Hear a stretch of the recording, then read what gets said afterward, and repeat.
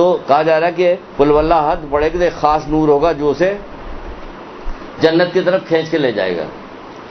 اچھا اب دیکھیے جو ہم نے کہا تھا کہ آپ کو حکایت سنائیں گے, ایک حکایت سنائیں گے کہ دیکھیے اتنی دفعہ پڑھنا کوئی آپ کے لیے بڑی بات نہیں ہونی چاہیے کیونکہ آپ سے کم پڑھنے کو کہا جا رہا ہے. میں جلدی جلدی سنا رہا ہوں اس لیے کہ ابھی آپ کے اس کے بعد امتحان ہونے والا ہے, ایگزام ہونے والا ہے, تو تھوڑا سا 5-10 منٹ کا بھی وقفہ آپ کو مل جائے ایسا جو تھوڑی سانس لے لیں آپ. بیت المقدس میں ایک خاتون رہا کرتی تھیں, کسی زمانے کی بات ہے, 100-200 سال پہلے کی اور کچھ ہوگی. وہ کیا کرتی تھی, خاص قسم کا لباس پہنتی تھی, پشمی لباس. اب پشمی لباس کیا ہے, اونی اور ریشمی ملا کے کوئی بنا اس طرح وہ لباس وہ پہنتی تھی, اور اسی لباس کو پہن کے رجب میں وہ روزانہ 12,000 دفعہ قل واللہ احد پڑھتی تھی. 12,000 دفعہ قل واللہ احد پڑھتی تھی. 12,000 سن کے تعجب ہوگا آپ کو, ہوگا نا تعجب ہو رہا, ہمیں بھی تعجب ہو رہا. لیکن تعجب اس لیے رہے ہو رہا کہ ہم جس شہر میں رہتے ہیں نا اس جہاں اس میں بہت ساری خرابیاں ہیں, الگ لوگ گاؤں بھاگ بھاگ کے کراچی آ رہے ہوتے ہیں, چلیں گے یہاں چل کے رہیں گے, کیونکہ بہت ساری چیزوں کی خرابی بھی ہے.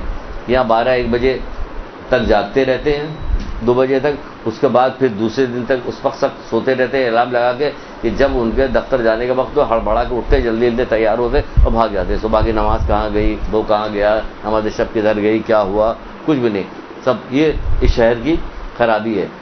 جبکہ اسی شہر میں ایسے بھی لوگ تھے کہ جو 8 بجے سو جاتے تھے, 3 بجے اٹھتے تھے, آج بھی موجود ہے.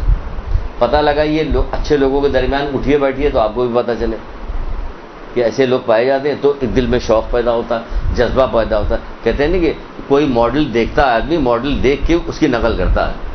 ہمارے یہاں کوئی ایسے ماڈل ہوں تو اس کی نقل کی جائے کہ ہمارے تو اللہ معاف کرے جیسے ایسے لوگ ہیں جو ٹی وی پہ آپ کو ہر وقت جو چیز دکھائی جاتی ہے اس سے جو ملتی. تو یہاں پہ جو ہے کہ اگر 8 بجے ہم نے جب یہ گھر میں تذکرہ کیا, ہماری وائف کہنے لگی کہ بھائی یہ ماسیاں بھی صبح اٹھ جاتی ہیں, اس لیے کہ 9 بجے تو سو جاتی ہیں, 9-10 بجے, اس لیے وہ صبح ہی اٹھ کے بیٹھ جاتی کیونکہ ان کو گھر میں جانا ہوتا کام کرنے کے لیے. تو یہاں اگر ہم لوگ بھی جلدی سو جائیں, جلدی اٹھیں, تو وہاں پہ بیت المقدس میں جو آج سے 100-200 سال پہلے کی بات ہوگی, تو یہ عورت تھی جو اس کو شوق تھا کہ اس نے کہا کہ نہیں ہم تو اتنا پڑھیں گے, تو وہ 12,000 دفعہ قل واللہ احد پڑھ لیا کرتی. تو وہ پڑھتی رہتی. ایسا ہوا کہ وہ بیمار پڑ گئی, کبھی نہ کبھی تو بیمار پڑ گئی بیماری. جب بیمار پڑ گئی تو اس کی بیماری طولانی ہوئی, تو اس نے اپنے بیٹے سے کہا کہ بیٹا دیکھو جب میں مر جاؤں تو مجھے اسی لباس میں دفن کرنا. بیٹا بھی علاج کرتا رہا, ماں کی خدمت کرتا رہا, یہاں تک کہ کچھ دنوں بعد ماں کا انتقال ہو گیا. اس نے لے جا کے جب ماں کا انتقال ہو گیا تو فرط جذبات و محبت میں قیمتی سا کفن اس کو دیا, لے جانے کے بعد قیمتی کفن دینے کے بعد اس کو دفنا دیا. دفنانے کے بعد جب اس کی سویا وہ, تو رات خواب میں دیکھا کہ ماں آئی ہوئی کہ میں تجھ سے راضی نہیں ہوں, میں تجھ سے راضی نہیں ہوں. کہ کیوں ماں, میں نے کیا کیا کہ مجھ سے راضی نہیں؟ کہ میں نے تجھے جو وصیت کی تھی تو نے میری وصیت پہ عمل نہیں کیا. یہ گھبرا کے اٹھا, اور اٹھنے کے بعد وہ کپڑا ڈھونڈا ماں کا کہاں ہے, اس کپڑے کو جلدی کپڑے کو لیا اس نے, یہ وہی لباس جو اس کو پہن کے اس نے کہا تھا کہ اسی لباس میں مجھے دفن کر دینا. وہ لباس لیا, جلدی سے گیا, جانے کے بعد قبر کھودی کہ میں اس لباس کو کم سے کم قبر میں تو ڈال دوں اس کے اوپر, کہ یہ وصیت پوری ہو جائے. جب اس نے کھود کے دیکھا تو وہاں کوئی بھی نہیں. یہ بڑا پریشان ہو گیا کہ یہاں پہ کوئی بھی نہیں, یہ کیا ماجرا ہے. تو ایک آواز اسے سنائی دی. آواز ہے, کیا تو نے سنا نہیں؟ کیا نہیں سنا؟ کہ جو شخص رجب کے مہینے میں ہماری اطاعت کرے گا میں اسے قبر میں تنہا نہیں چھوڑوں گا.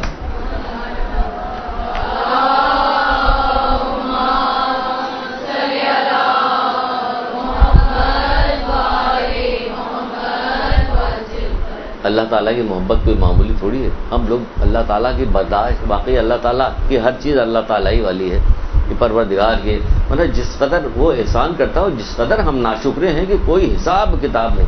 کہ اگر آپ پڑھیے تو آدمی سچے دل سے پڑھیے تو خود اس بات پہ ہی چیخ کے کتنا آدمی روئے کہ واقعی تو کتنا رحم کرنے والا ہے اور ہم کتنے نافرمان ناشکرے ہیں. کہ کوئی حد اور انتہا نہیں. وہ کہہ رہا ہے کہ ہم کیا تم نے سنا نہیں کہ جو اس مہینے جو ہماری اطاعت کرے گا میں اسے قبر میں تنہا نہیں چھوڑوں گا.